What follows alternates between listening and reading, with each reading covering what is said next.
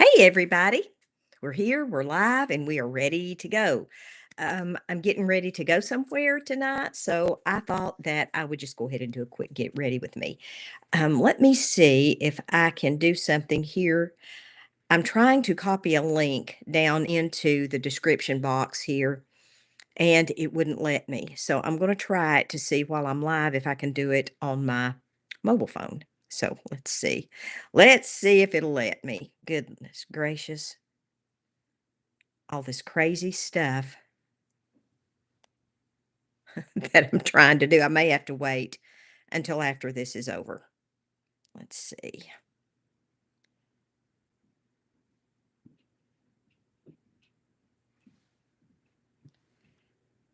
Mm, well, this is not showing up in my mobile either, so I'll have to wait till I get off and copy the link and tell you all about that. But I'll tell you about it and then give me about 5 minutes to get that link copied afterwards, and you all can click on it and take a look at what I'm getting ready to tell you about. So let's start off by just getting ready. And I have been trying. The last time I went to get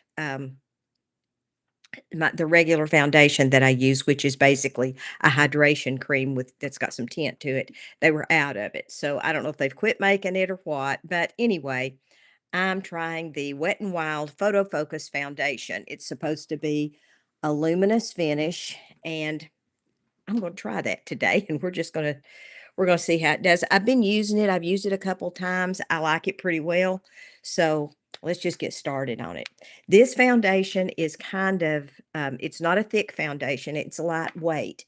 So if you like a lighter coverage, um, you will like this. And I like this little paddle thing that it comes with because you can just, as you can see, paint it all over your face. Okay, so here we go. I'm not going to do a lot of makeup tonight. I want a kind of a casual, natural look, but not too natural, if you know what I mean. I don't want to necessarily look like myself. So I do want to have a little bit of color to my face, and I do want to, look kind of decent. But I've just got on jeans and this shirt. That's all I've got on. And my um, the T-shirt that I've got on, I'll show it to you all in a minute as soon as I get this foundation tapped in. I went to a concert at the Ryman Auditorium back in February, and I went to see. I think it was in February. It might have been January. I'm trying to think. It was. I think January 15th.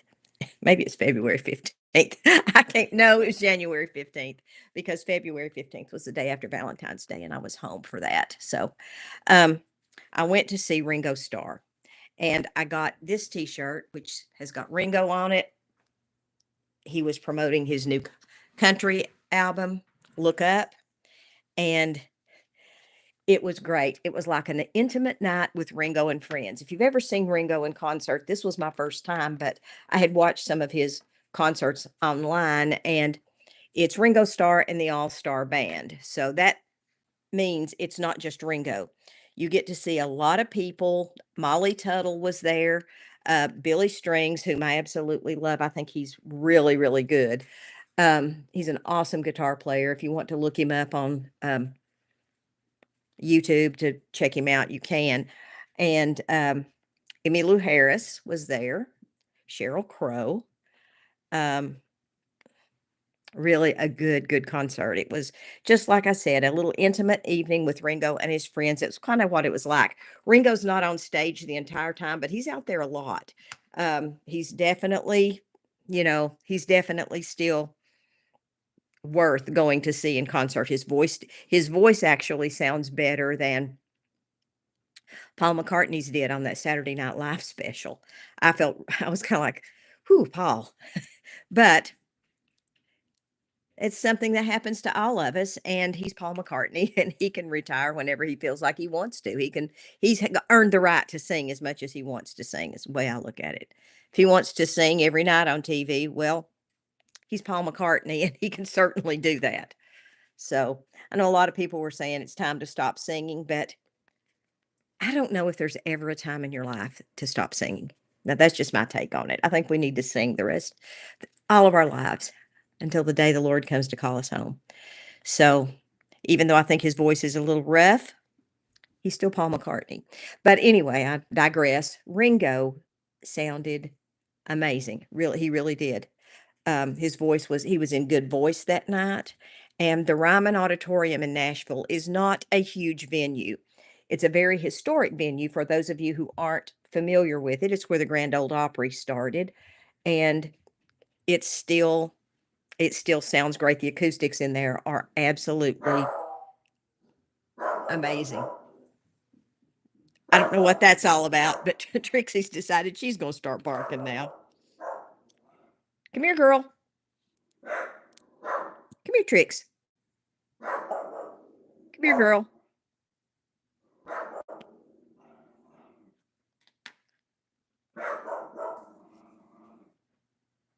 Sorry about that, y'all. I'm going to have to probably unhook Trixie. Trixie, come here. Come here, girl. Come here. Get up here.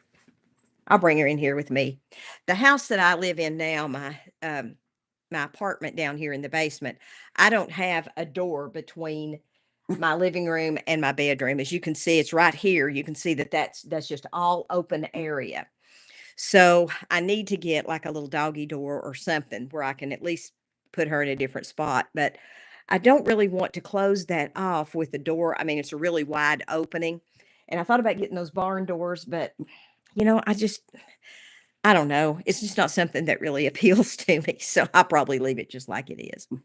But I do have an announcement tonight that I wanted to tell you all about. So I wanted to go ahead and do a live so I could tell you about it. I have written a short little novella.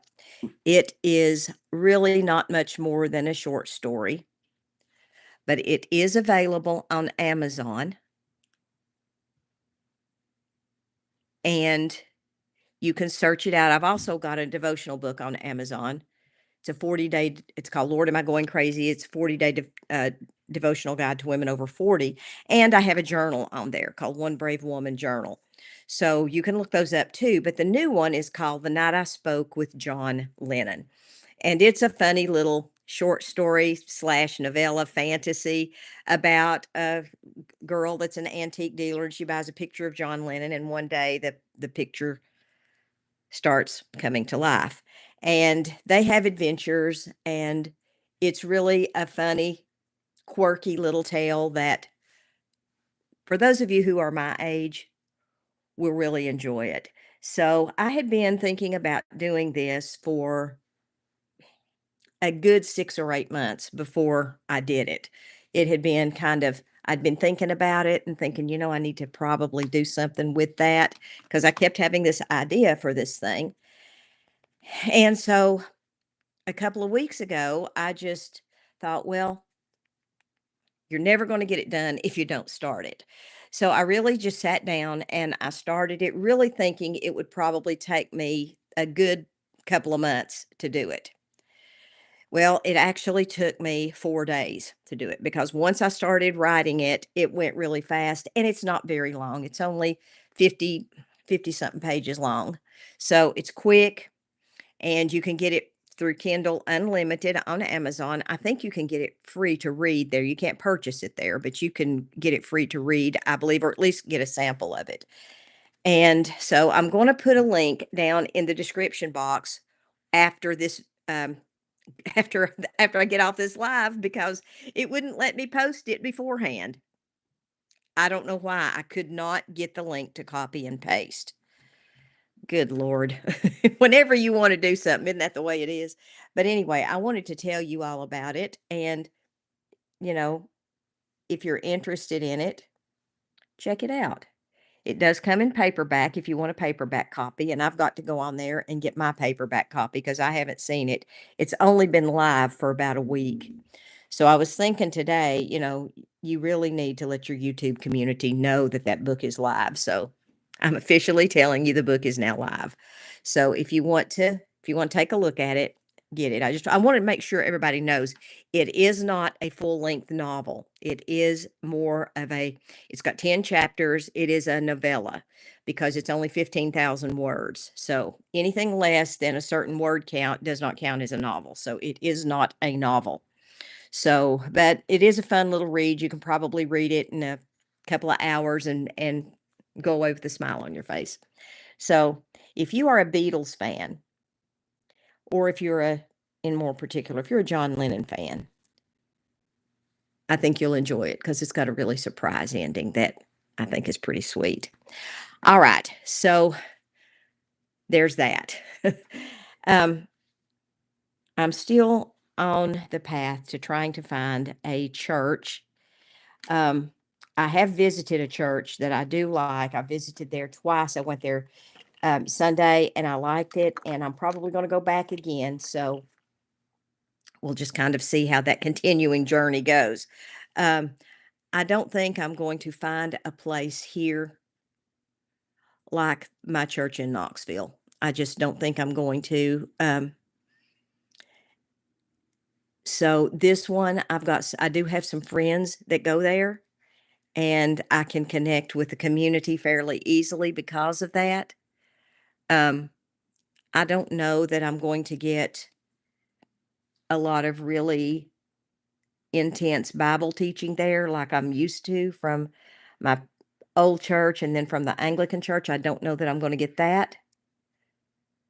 But right now, I don't know that that's what I need, to be honest. I think I need my gospel right now really simple and easy, if that makes sense. I don't want to have to struggle with anything right now. And I don't necessarily want to have to go and look up a bunch of stuff either. I want to read things and think about things that are simple and pure because the Bible, the gospel message is not difficult.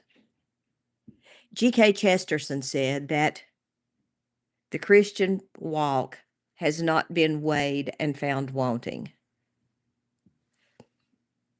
It has been being found difficult and left untried. And there are aspects of it that are difficult. But the message itself of Jesus, it's not a hard message. I mean, it really isn't. It's love God, love others. And that's pretty much it in a nutshell. That's the Bible in a nutshell. Love God, love others. And I know that when I say that here, it sounds so, so simple. And it isn't. Sometimes you don't want to love others. Sometimes I don't. Sometimes I want to slap others, 3 or 4 times just because, they don't see things my way. But one thing I did learn when I was a young lass, and I have never forgotten this lesson just simply because my mom taught this to me unintentionally. She taught me an unintentional lesson that she never meant to teach me. And I'll tell you what it was. I know when I was kind of a young, rebellious kid, and I would do something that my mom didn't like, which could be something as simple as, I don't know, um, hanging my underwear on the clothesline the incorrect way. I don't know, it could be anything. And my mom was a really great person, but she really was, she was very conscious you know, of being proper. Now, I have never been extremely conscious of being a proper person. So that lesson with me was probably, I'm sure my mother was frustrated with me many, many times because of that, because I just, I just I wasn't proper. Hang on just a minute, girls. I got to look at this and see if this is the right color. It is. So I'm sure she struggled with that, but I know one of her things that she used to always say to me and my sister, if we did something outside the house that she didn't like, if we were out in the yard or whatever we were doing, or if we were, you know, acting up at church or whatever, she would say, if we were at home and we were out in the yard doing something, "What will the neighbors think?" Now, or if we were, at church or something, she would say, "What will people think?" Now, me being a kid,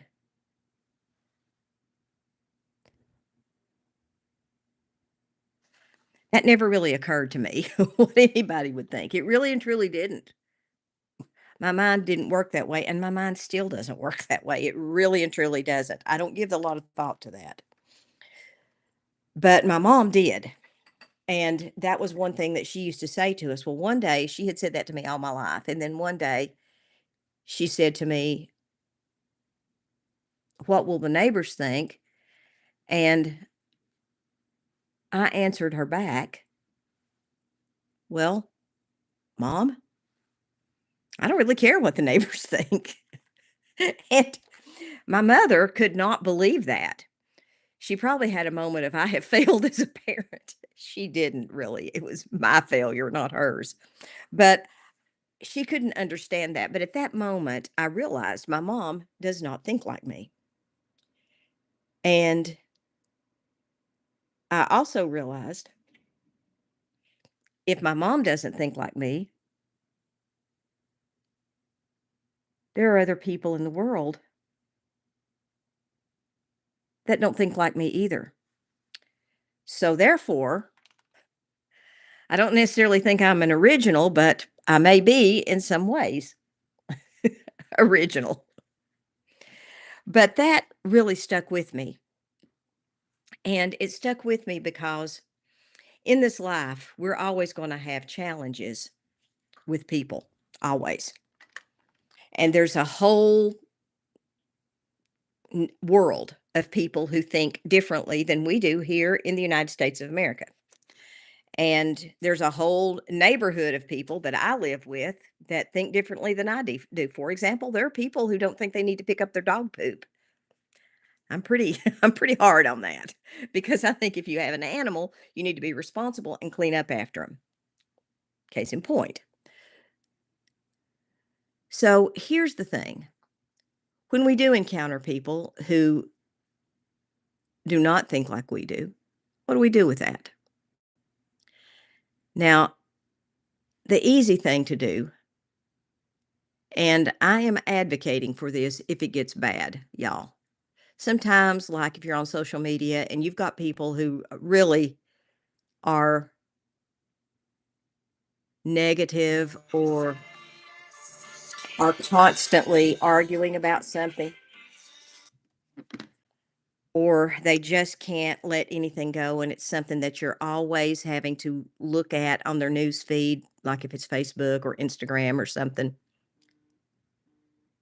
then you have you have your own permission to block them. Block them for sure. But if it's just somebody that just thinks differently, that just disagrees and they're not mean about it, I don't ever block them because I like to have dialogue with people who don't necessarily think like I do. For me, that's a learning opportunity because I can inside the mind of somebody else for a minute. And since I am a quirky kind of thinker,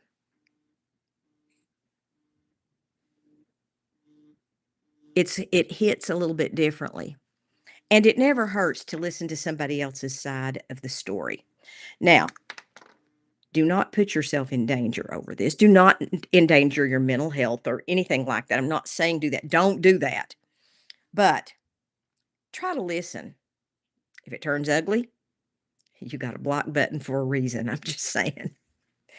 And with the climate the way things are here in the United States right now, I think everybody needs to extend a little bit of grace to everybody else.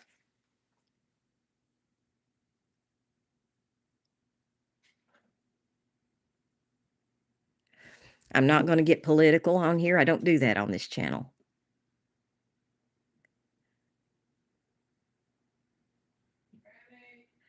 But I am saying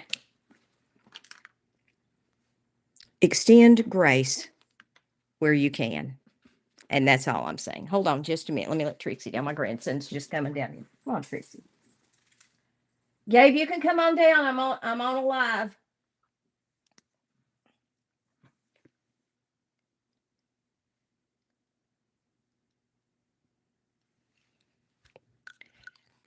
So my thought on this is here it is. If we as Christians don't extend grace to others, I don't see how we're going to expect people to extend grace to us when we need it. You know, this is the thing. Kingdoms come and go. Regimes come and go.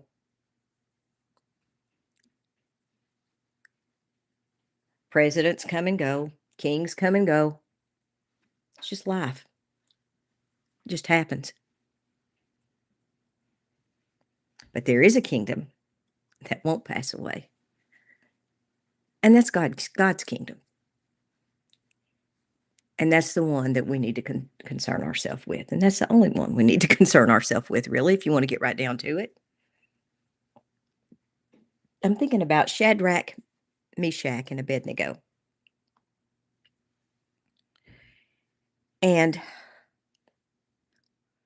they didn't let what the Babylonian king did bother them.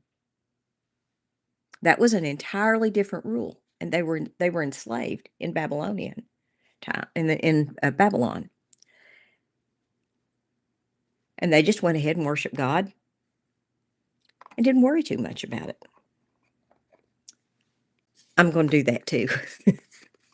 I'm going to do that. I'm going to do that too, because I need all the grace I can get, y'all.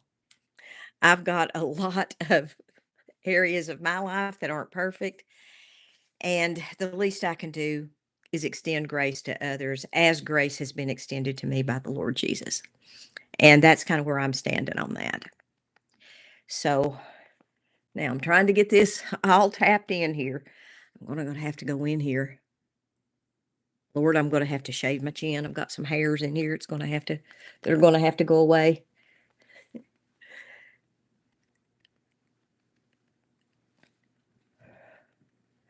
So just a little reminder about the book. The book is called The Night I Spoke with John Lennon. I'm going to go in there right now, and I'm going to add that down in the description box. So if you get an opportunity, just take a look at it. And I'd love to know what you think. I really and truly would. So I hope you all have a wonderful, wonderful rest of your day. May the Lord be with you. God bless you. Bye-bye.